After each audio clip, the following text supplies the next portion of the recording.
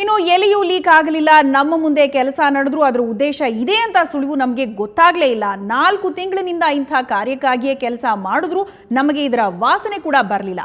ಇದು ಮೈಸೂರು ನೋಟು ಮುದ್ರಣಾಲಯದ ನೌಕರರ ಸಂಘದ ಗೌರವಾಧ್ಯಕ್ಷ ಎಸ್.ಎ. ರಾಮದಾಸ್ ಮಾತು.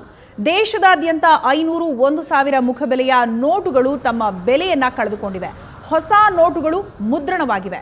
ಮೈಸೂರಿನ ನೋಟು ಮುದ್ರಣಾಲಯದಲ್ಲಿ ಮಿಲಿಯನ್ ಗಟ್ಟಲೆ ನೋಟುಗಳು ಮುದ್ರಣವಾಗಿದ್ದು ಅದರ ಬಗೆಗೆ ರಾಮದಾಸ್ ಜೊತೆಗಿನ ಮಾತುಕತೆ ಇಲ್ಲಿದೆ ನೋಡಿ.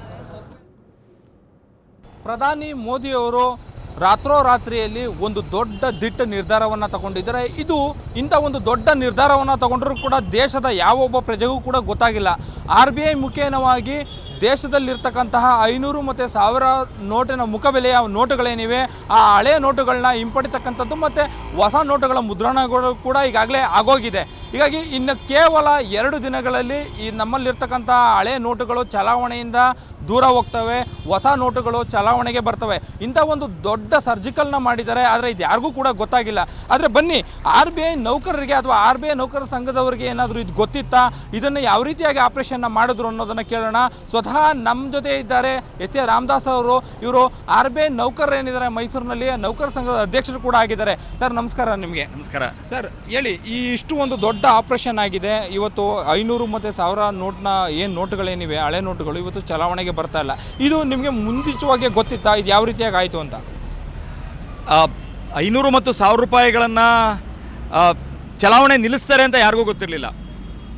ಆದರೆ ಕಳೆದ 4 ತಿಂಗಳಿಂದನೇ ನಮ್ಮಲ್ಲಿ ಮೈಸೂರಿನ ನೋಟು ಮುದ್ರಣಾಲಯ, ಸೆಲ್ಬೋನಿ, ದೇವಾಸ್, ನಾಸಿಕ್ ಇಲ್ಲೆಲ್ಲವೂ ಕೂಡ 2,000 ರೂಪಾಯಿಯ ಮುಖಬೆಲೆಯ ಇರುವಂತಹ ನೋಟನ್ನು ಪ್ರಿಂಟ್ ಮಾಡಲಿಕ್ಕೆ ಪ್ರಾರಂಭ ಮಾಡಿದ್ವಿ. ಇಲ್ಲ, ಖಂಡಿತ ಯಾವುದೇ ಲೀಕೌಟ್ ಆಗುವಂಥ ಪ್ರಶ್ನೆ ಎಲ್ಲೂ ಆಗಿಲ್ಲ. ಆದರೆ ಬಹಳ ಪ್ರಮುಖವಾಗಿ ನಾನು ಆಗಲೇ ಹೇಳಿದಾಗ 2,000 ರೂಪಾಯಿಗಳ ಮುಖಬೆಲೆಯ ನೋಟುಗಳನ್ನು ಪ್ರಿಂಟ್ ಮಾಡಲಿಕ್ಕೆ 4 ತಿಂಗಳಲ್ಲಿ ಪ್ರಾರಂಭ ಆಯಿತು. ಎರಡನೇದು ಬಹಳ ಮುಖ್ಯವಾಗಿರುವಂಥದ್ದು 500 ರೂಪಾಯಿಗಳ ನೋಟಿದೆ. ಆ ನೋಟಲ್ಲಿ ಹೊಸ ವಿನ್ಯಾಸವನ್ನು ಮಾಡುವ ಮುಖಾಂತರದಲ್ಲಿ ಅದನ್ನು ಪ್ರಾರಂಭ ಮಾಡಬೇಕು ಅಂತೇಳಿ ಕೇಂದ್ರ ಸರ್ಕಾರ ಸೂಚನೆ ಇತ್ತು. ಅದರ ಪ್ರಕಾರದಲ್ಲಿ ಒಂದು ಸಂತೋಷ ವ್ಯಕ್ತಪಡಿಸ್ಲಿಕ್ಕೆ ಹೇಳ್ತೀನಿ. ಇಡೀ ದೇಶದಲ್ಲಿರುವಂಥ 4 ಪ್ರಿಂಟಿಂಗ್ ಪ್ರೆಸ್ಗಳಿಗೆ ಬೇಕಾಗಿರುವಂಥ ಆ ನೋಟುಗಳ ವಿನ್ಯಾಸವನ್ನು ಮೈಸೂರಿನಲ್ಲೇ ನಾವು ಮಾಡಿಕೊಟ್ವಿ ಅನ್ನುವಂಥ ಹೆಗ್ಗಳಿಕೆ ನಮಗಿದೆ. ಎರಡನೇದು ಬಹಳ ಮುಖ್ಯವಾಗಿರುವಂಥದ್ದು ಅಂತಂದರೆ ಆ ಫೇಕ್ ನೋಟುಗಳನ್ನು ಬರುವಂಥ ಸಂದರ್ಭದಲ್ಲೂ ಕೂಡ ನಮ್ಮಲ್ಲಿ ಇದುವರೆಗೆ 6 ಸೆಕ್ಯೂರಿಟಿ ಫೀಚರ್ಸ್ಗಳಿರ್ತಿತ್ತು. ಆದರೆ ನಾವು ಈಗ ಪ್ರಿಂಟ್ ಮಾಡುವಂಥದ್ದಕ್ಕೆ 8 ಸೆಕ್ಯೂರಿಟಿ ಫೀಚರ್ಸ್ಗಳು ಇರಬೇಕು ಅನ್ನುವಂಥ ವಿಚಾರಗಳೇನಿತ್ತು ಅದರ ಆಧಾರದ ಮೇಲೆ ಪ್ರಿಂಟ್ ಮಾಡುವಂಥದ್ದು ಈಗಾಗಲೇ ಪ್ರಾರಂಭವಾಗಿತ್ತು. 500 ರೂಪಾಯಿಗಳ ನೋಟನ್ನು ಕೂಡ ಪ್ರಿಂಟ್ ಮಾಡಿ ಆಗಲೇ RBIಗೆ ನೀಡುವಂಥ ಕೆಲಸವನ್ನು ಪ್ರಾರಂಭ ಮಾಡಿದ್ವಿ ನಾವು. ಇಡೀ ವಿಶ್ವದಲ್ಲೇ ಅತಿ ಒಳ್ಳೆಯ ಒಂದು ವಿನ್ಯಾಸವನ್ನು ಮಾಡುವಂಥದ್ದು, ಲೇಔಟನ್ನು ಮಾಡುವಂಥದ್ದು, ಪ್ರಿಂಟ್ ಮಾಡುವಂಥದ್ದು ಇಡೀ ವಿಶ್ವದಲ್ಲಿ ನಂಬರ್ 1 ಸ್ಥಾನದಲ್ಲಿರುವಂಥದ್ದು ಮೈಸೂರು. ಹಾಗಾಗಿ ಮೈಸೂರಿಗೆ ಇಂಟ್ರೆಸ್ಟನ್ನು ಮಾಡಿದರು. ಹಾಗೆ ನಾವು ವಿಶೇಷವಾಗಿ 2,000 ರೂಪಾಯಿನ ನೋಟು ಮತ್ತು 500 ರೂಪಾಯಿಗಳ ನೋಟನ್ನು ವಿನ್ಯಾಸವನ್ನು ಇಲ್ಲೇ ತಯಾರು ಮಾಡಿಕೊಡುವಂಥದ್ದಾಯಿತು.